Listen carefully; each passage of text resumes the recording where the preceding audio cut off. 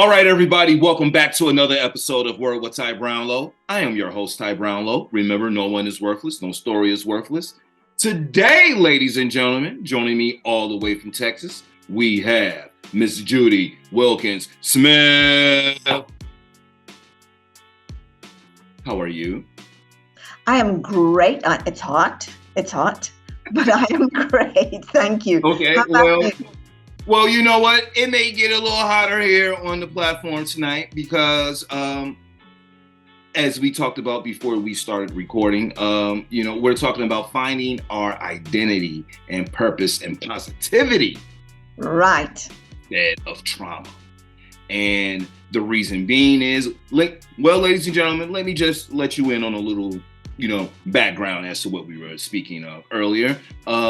If you just pay attention, and you really don't have to pay attention, but I'm pretty sure you could think of several examples of how, even as I was saying, even in superheroes or comic books, how things are born out of trauma, how you need this trauma to become the best you, or, to put the best you forward, or what have you.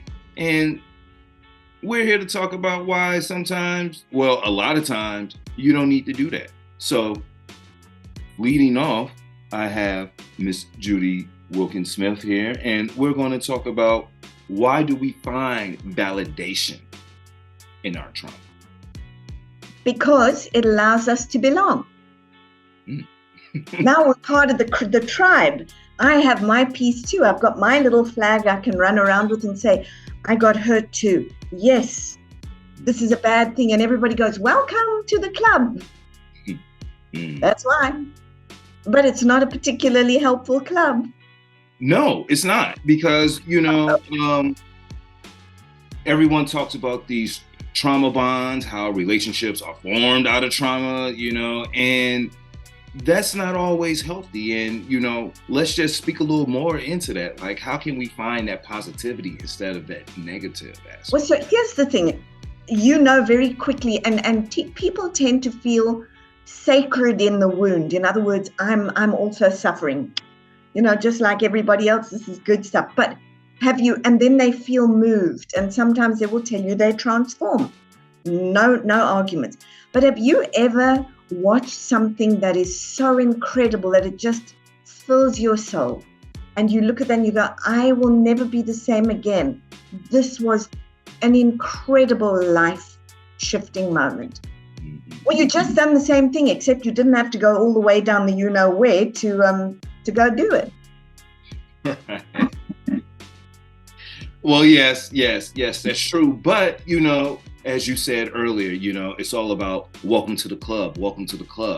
For whatever reason, misery and trauma is making money, is like lots of money, and people are making money off other people's trauma, and we don't really think about the further aspects of this, because right now it's just about, and I'm pretty sure you talked about this before, but the concept of social media and your trauma. Oh yeah. The bigger the train smash, the better it sells.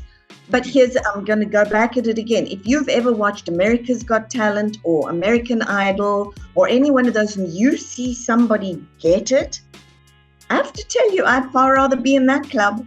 But what do? We say, well, if it was good, probably I couldn't do it because, you know what, I could do the bad stuff. I'm really good at the bad stuff.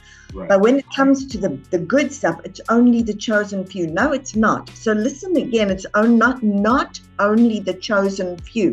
It's those who choose it, period. You choose to love your way or be happier about what's happening, you're going to have a lot nicer journey on the way to wherever it is you're going than to suffer. And not only do we do that, we borrow it from our ancestors and pretend it's ours. That's even worse. Okay, so let's talk about this for a second, about how trauma can be passed down genetically. And it's actually epigenetically. So you've got the genetic code and you've got triggers on all of those cells. Now, the genetic code's the loaded gun, and it's when you make a decision that you start to pull the triggers. And all of a sudden now you're expressing the sadness and the illness and the eating disorders and the cardiac problems, and they're all cascading downhill.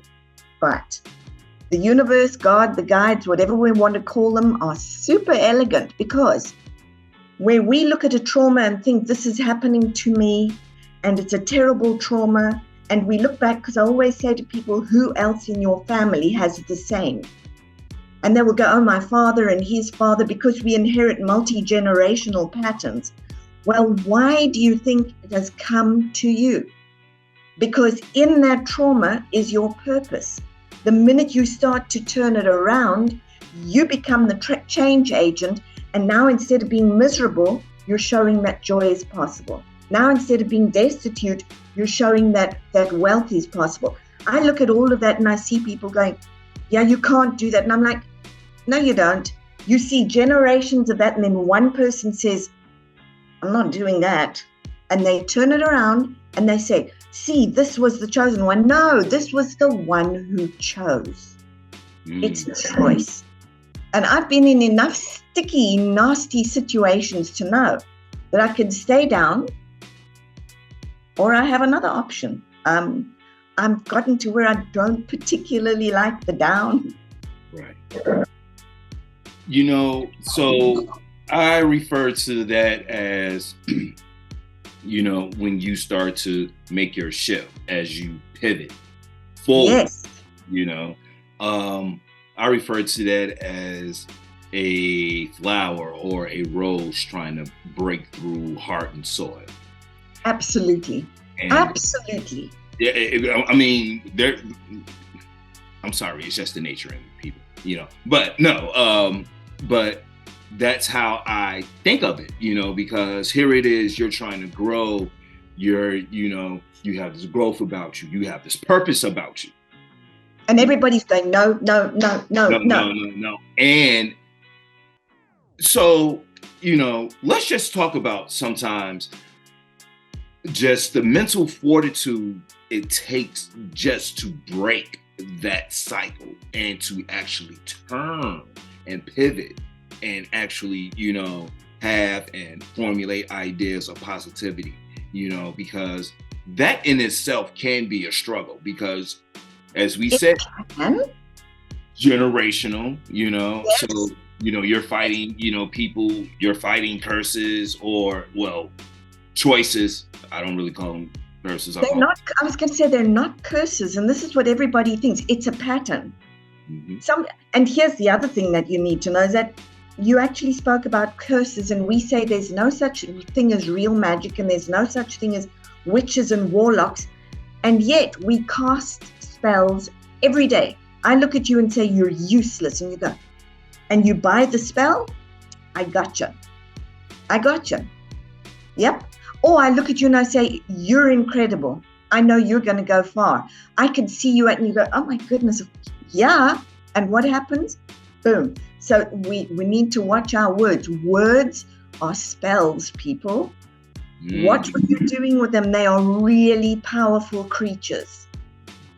Okay. See, I'm telling you. Informative content. Thank you for that. Hey. Note. Okay. So let's start with how we can turn this around. How can we actually build our emotional DNA and resilience? Yes. So what you want to do is first acknowledge what is. In other words, where am I right now? I don't feel good. I'm really scared. My job's on the line, whatever it is. Acknowledge where you are now, because you can't Pollyanna it. What you've got to do is feel it here. This is what's happening now. When did that start for me? What was happening at the time? What did I make it mean about me? What did I make it mean about others? Does anybody else in the family have a similar pattern? If so, it may be a pattern that I've inherited, and now I think it's mine. So that's our first piece. To turn it around, it's easy, not easy. So what you want to do is allow the daydream. We always tell people don't daydream or don't dream. Dreams are huge. When you're frustrated and stuck, that's the pattern trying to stop.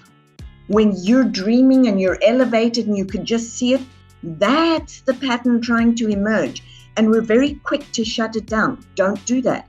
What you want to do is think about the dream, make it as real as you can in here, but it's got to be bigger than where you're stuck now. And then the other thing that you need to know, and it's a super important one, is when the brain tells the body a story that the body believes, that's your new truth. And for people who go, just think about the time you had something awful happen to you and you went, oh, I'm so stupid. I'll never do that again. Oh my goodness, I need to be small. And your body's going, yeah, and you're sweating bullets and everything's happening. You've activated your stress hormones. When you do the other and you start to activate those, what they call hormones of love or hormones of life, right. And you're getting it and your brain says to you, darn, dude, let's go do this. We got it. And you're moving in that direction. I could say to you, Ty, you're not going to get there and you're going to go, get out my way. You're not helpful, move, and you'll keep going. You've got to tell yourself a story that the body buys. And then the simple steps, one new thought, one new feeling, one new action. That's it. Just one at a time. One new thought, one new feeling, one new action. And it could be as simple as, I'm stuck, my job is on the line, I'm in terrible trouble, take a breath. Right now I'm safe, and in this space, what can I feel now? Yeah, a little bit more relaxed. Okay, what action do I need to take? Let me go and see what's possible. I'm going to go and ask. It's literally that small. When you're willing to just take that one step at a time, you build the resilience that you're talking about. And eventually, it doesn't matter what's happening to you, you're going to find the gift. And the gift is what's going to give you your purpose. So I'll tell you one of mine. Somebody said to me, my father was killed here in Texas. And they said, well, there you go. There's no gift in that. And I said, this was my father, by the way. And they said to me, yeah, well, there's no gift in that. And I said, not so fast. My father would have died at some point in his life. We know this. But he gave me a final gift. When he died, I had to quickly hustle because the family was on me. And it meant that it gave me the career that I've got now, talking to you and writing books and things. He gave me a final gift. How is there not a gift in that? He gave me a final gift. And when I can see that, I'm not angry and I'm not bitter. I'm grateful. Because it's yeah, and in the purpose, and yes, here is the other joke that the universe plays, and that's that sometimes everybody in the family is miserable. I've had people, they come and they go, in my family, everybody's sad all the time. That's how we are. And I go, good, now you found your purpose. And they go, well, what? What's my purpose? Obviously, your purpose is joy. And I'm not kidding. Obviously, your purpose is joy. It's been there for 5 generations. What do you want to do about it? Or I have a Jewish friend who said to me, you don't get it. Jews were born to suffer. And I said, no, you don't get it. For as long as you keep saying that and acting that, you're probably going to be right. We are right. Say that again.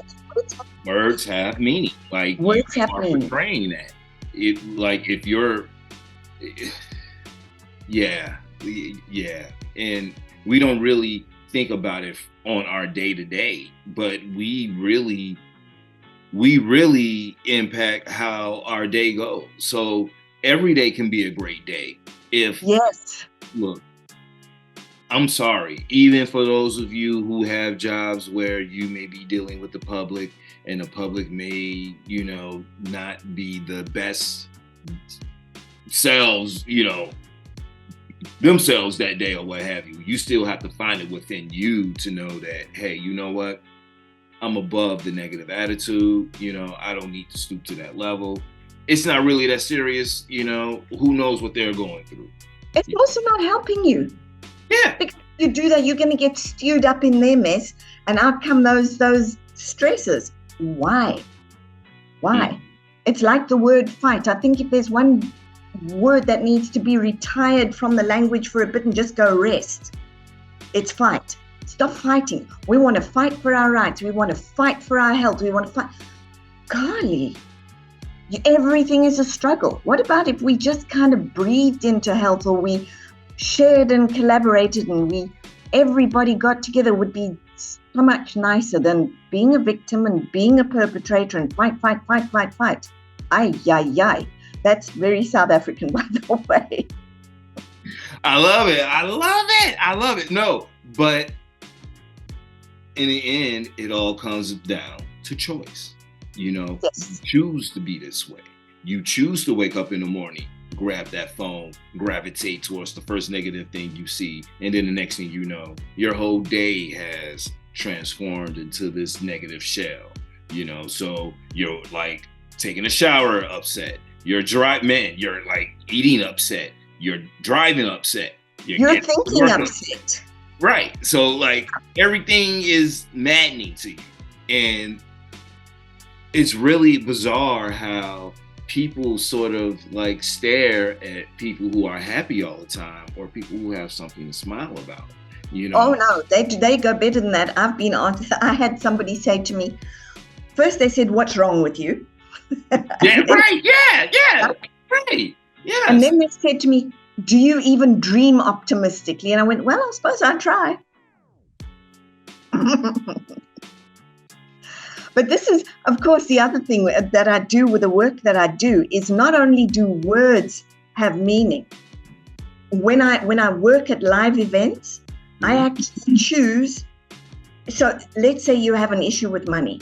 I want to see where it came from and what the issue is. So we'll say, well, okay, let's choose someone for mom, someone for dad, someone for your sister, someone for your brother, someone for you, and someone for money. And then you set it up in 3D. And each one represents it. Well, now, when you set it up the way that it is for you, you can see it, you can hear it, you're talking about it, you're walking in it. And that's where people start snapping and transforming very quickly, because they look at it and go, oh, I can't really avoid this. It's right in front of my face. I love it. Yeah. Love it, because you have to confront it and, it's there. So. Or even carefront it. Yeah. I like that. Yeah, it's just looking at it. It's like the other piece that I find is that what we seem to do is we don't recognize one of the fundamental principles of living systems. Everybody belongs. Everybody belongs. Doesn't matter what side of which spectrum you're on. If everybody is given a place, well, if everybody was given a place, we wouldn't have half the rubbish going on that we've got going on. Look, yeah, half the stuff wouldn't even exist. Please. Nope. But no, you are correct. Everyone belongs. And unfortunately, we're drawn into these, hierarchies or what have you, these like levels of life. And for those who get caught up in that, they portray these, I don't even know, I'm just going to say they portray these attitudes, that are just not, I'm not going to say they are reality, because I just feel that they aren't reality. They're just playing a part that society wants them to play. And it's a very lower level reality, because the possibility if everybody belongs is huge. It means I can take some of your brain power or ideas. You can borrow from me. We fail to see the riches when everybody is given their place. And we fail to see that the minute you don't give somebody their place, we start a fight. It's going to happen. And in fact, in the work that I do, and it's explained very nicely in the book, the minute you do exclude someone, it's going to set up a pattern that's going to travel for generations until you finally look at it and give it its place. So good luck with that one. You want to do that stuff? I will see your kids in 10 years' time. Okay. Well, look, I've just loved this discussion, but before we get out of here, I want to talk about your book for a second. And, the name of it is Decoding Your Emotional Blueprint. A powerful guide to transformation through disentangling multi-generational patterns. Can we just talk a little bit about this book and how did you come up with it and how long did it take you to? Okay, that's all interesting stuff. So first of all, just to know that it's now in 7 different languages. Ooh. Which is rather lovely. It started off as an I'm not going to write this book, which became I'll write a little ebook. And then it kind of took on a life of its own. I really wrote it because I got tired of people thinking that you had to be floating 2 inches off the floor to transform. And so I made it practical and I made it easy to follow so that people can literally pick up the book, see what to do. It's got the stories and it's got what you need to do, and they would transform. That was what I wanted to do. Now, how long did it take me to write? Well, this is when you know that sometimes life happens. So my agent, who I didn't think I needed either, but popped up, bless her, and she's wonderful, said, no, we need to farm this out and see if one of the companies will take it. And they said, and I went, yeah. And I'm continuing because my focus is on the live events, not the book. Exactly. And she comes back and she says, oh, Sounds True's going to publish your book. And I went, oh, something just got real. And literally the day after that, my mother was diagnosed with cancer. And we had to start the shuttle to get her back and forth to treatment. So I've got that going on.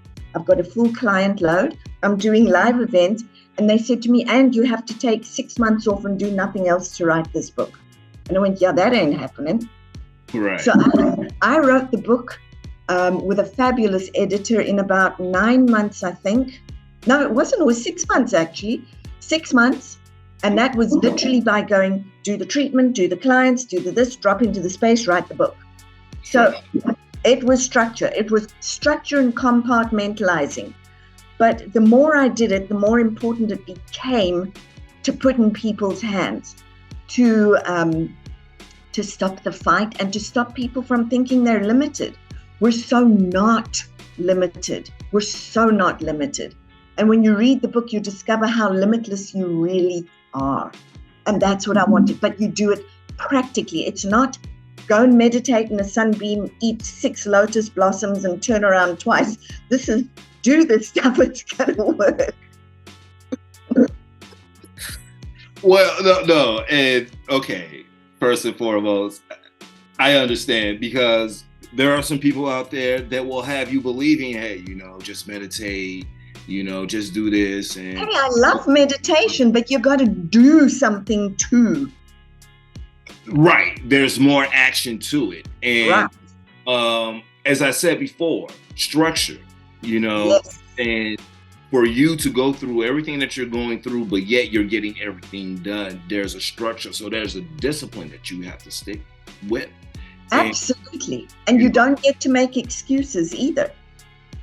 So okay. Structure and accountability. And I think those are 2 words that really in today's society, especially in social media and everything else that we consume, I believe that's what's driving this trauma train, It's so too. It's called let's all go hang out in that.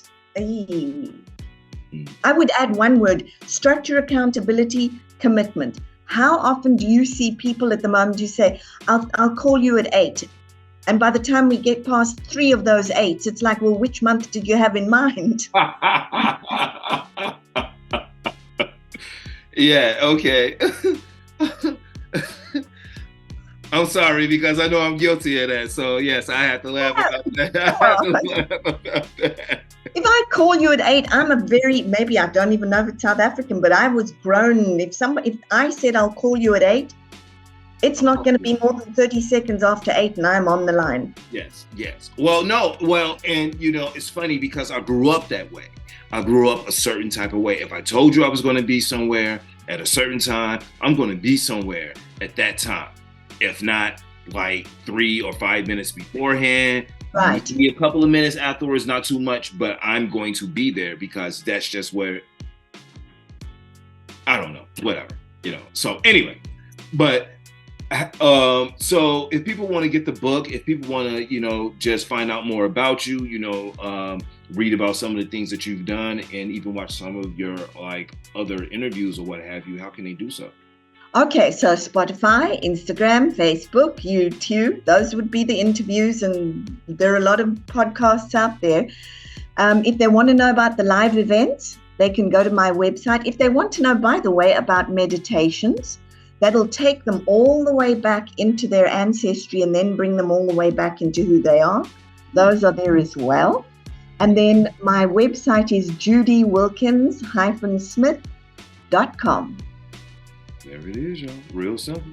Real simple. And I will put that link at the bottom of this interview and also on my webpage as well. But Awesome. I just want to thank you seriously for coming, on our platform and blessing us and giving us this informational content. And ladies and gentlemen, choice. We all have a choice, no matter how tense the situation is, no matter how critical the situation is, no matter how life-changing the situation is. We all have a choice, and it doesn't have to root in the trauma. No, it doesn't. Positive. All right? Come on, people. Think positive. All right? Okay? I don't know whose slogan that is, but, I'm not going to pay you. I'm just letting you know. I'm just using your slogan. All right. All right. There it is. And if you're waiting for change, you're going to be waiting a long time because you're the change agent. Take it for the transformational coach. No, I thank you for coming onto the platform. And ladies and gentlemen, you all know what it is. This has been Word with Ty Brownlow. I have been your host, Ty Brownlow. Remember, no one is worthless, no story is worthless. You can follow me, all social media platforms, Word with Ty Brownlow. Or you can go to my website, tybrownlow.com, get this wonderful conversation, plus other conversations as well. Ms. Judy Wilkins Smith, we are out. Peace.